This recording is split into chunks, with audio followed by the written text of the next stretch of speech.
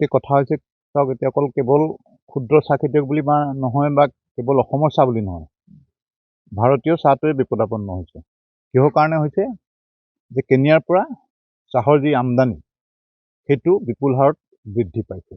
এতিয়া যোৱা 2024 কেনিয়াৰ পৰা ইম্পৰ্ট হৈছিলে, আমদানি হৈছিলে 46,15,103, 46,15,103 কেজি চাহ। কিন্তু এই 2025 এতিয়ালৈকে আমদানি হৈছে 66,93,491, 66,93,491। মানে এই ইম্পৰ্টৰ গ্ৰোথটো হৈছে 40% গ্ৰোথ।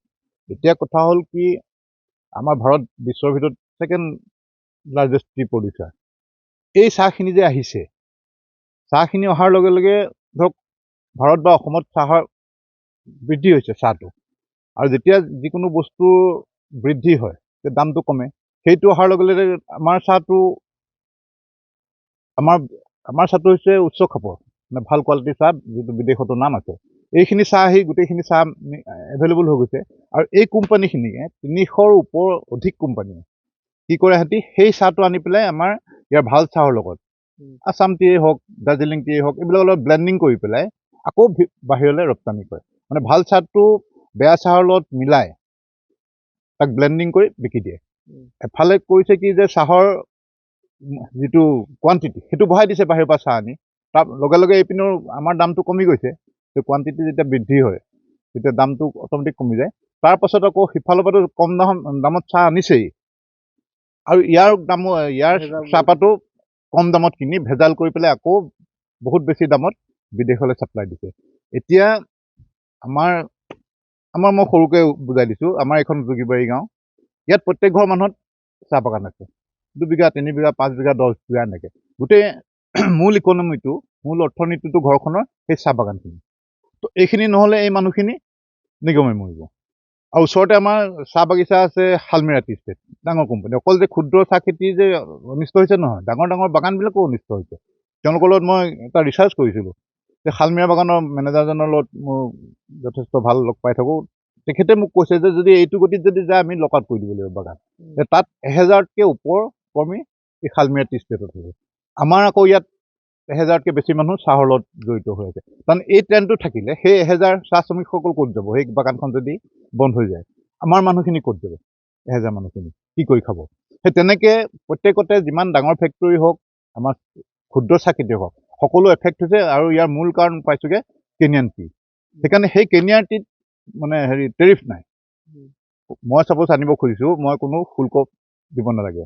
আজি ট্ৰাম্পে যেনেকৈ 50% ইণ্ডিয়ান বস্তু যদি কোনোবাই আমেৰিকালৈ পঠায়, 50% তাত ওপৰ দিব। যদি 1000 দামটো 1500 হৈ যাব।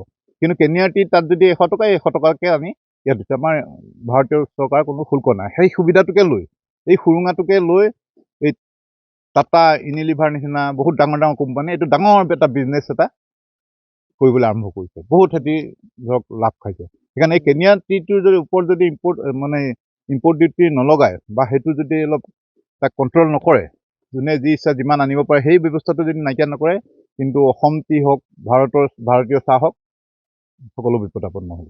এতিয়া কিন্তু যথেষ্ট ক্ষতিগ্ৰস্ত হৈছে কিন্তু ক্ষুদ্ৰ চাহ খেতিয়কসকল। কৈছোঁ কি, অকল ক্ষুদ্ৰই নহয়, আমি ক্ষুদ্ৰটো দেখি থাকোঁ। ডাঙৰ বাগানবিলাক কেনেকৈ চলিছে কোনো তাক ল'বলৈ যোৱা নাই। এনেকৈ হ'লে অসমৰ চাহ তথা ভাৰতৰ অসমৰ যিটো আছাম টি ইণ্ডাষ্ট্ৰী, অসম কিহৰ কাৰণে বিখ্যাত? চাহৰ কাৰণে বিখ্যাত। তাৰ পাছতে গড়ৰ কথাটো আহে।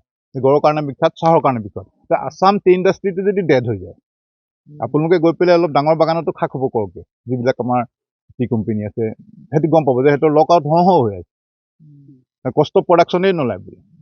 মই 2-এখন বাগান যি মই খবৰ কৰিছিলোঁ যে আমাৰ কষ্ট অফ প্ৰডাকশ্যন উলিয়াবলৈ দিগদাৰ হৈছে, যিটো মানে বাগানত খৰচ। এতিয়া শালমৰাতে 1000 মানুহ আছে, তেওঁলোকৰ PF ফাণ্ড, দৰমহা, ৰেচন এইবিলাক দি মেলি যদি সিহঁতি অকশ্যনত দামটো নাপায়, নহ'ব। এই ক্ষেত্ৰত চৰকাৰৰ বিশেষ পদক্ষেপ থাকিব। চৰকাৰক কি কৰিব লাগে? না, চৰকাৰে সেই বস্তু গোটেই ষ্টাডি কৰিব লাগে যে কি কাৰণে আছাম টিটো যিমান কমিছে। আছাম টিটো এনেকুৱা নহয় যে ক'ৰবাত পেলাই দিয়া নাই, এইটোও কিনিছে। কিন্তু কেনেকৈ কম দামত কিনিব পাৰে সেই টেকনিকটো লগায় এই ইম্পৰ্টাৰবিলাকে, যে অসম টিটো আমি কম দামত কিনিম, লগত কেনিয়ান টিটো আহিল কম দামত, দুইটা কম দামী মিলাই বহুত দামত বিক্ৰী কৰিব। অসমৰ চাহটো মিক্স কৰিলে ব্লেণ্ডিং বুলি কয়, সিহঁতি ব্লেণ্ডিং কৰাৰ পাছত সেই চাহৰ কোৱালিটিটো ভাল হ'ব।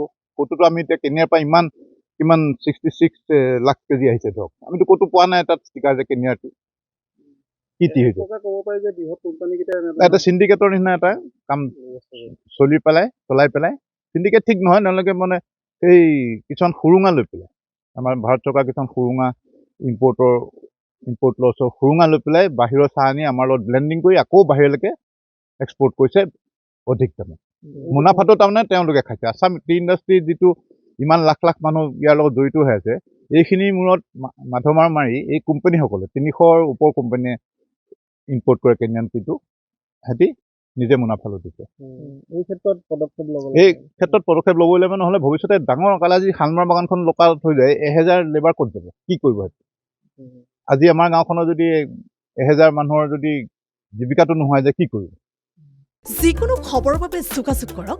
7099017330 লগতে 7099017110 নম্বৰত